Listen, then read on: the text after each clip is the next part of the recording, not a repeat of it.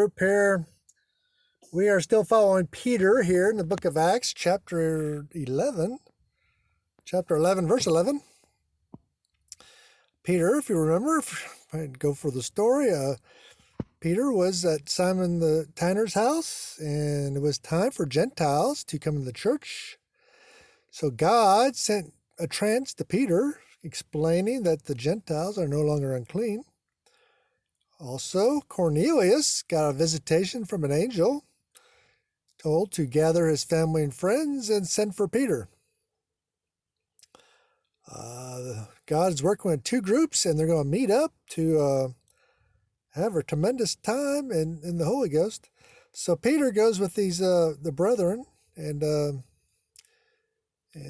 Peter has a third key to the kingdom, and he uses it that day because Cornelius, his family and friends, received Spirit baptism by speaking in tongues. That's the manifestation of the Holy Ghost. And after that, Peter baptized them in water. So, now if Peter's baptized in water, that means we should be baptizing people in water too.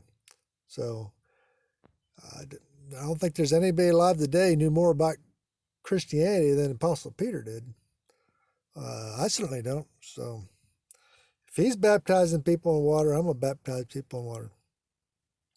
So, chapter 11, verse 11, and behold, immediately there were 3 men already come into the house where I was sent from Caesarea unto me. Now, this is the great verse of godly timing. Godly timing.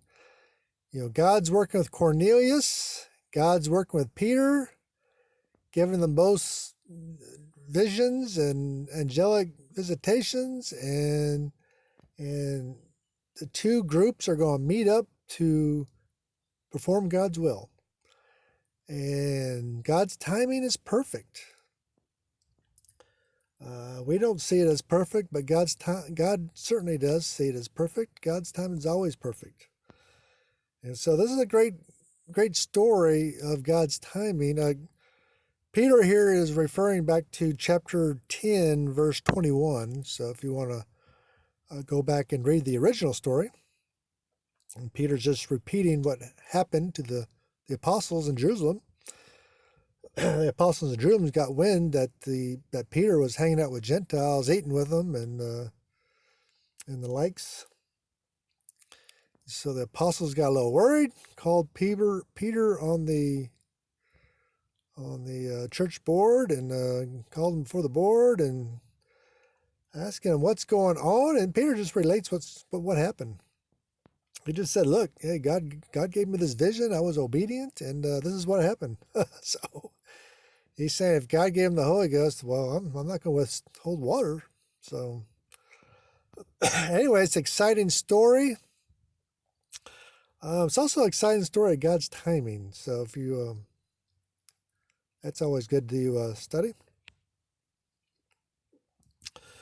Thank you very much. God bless.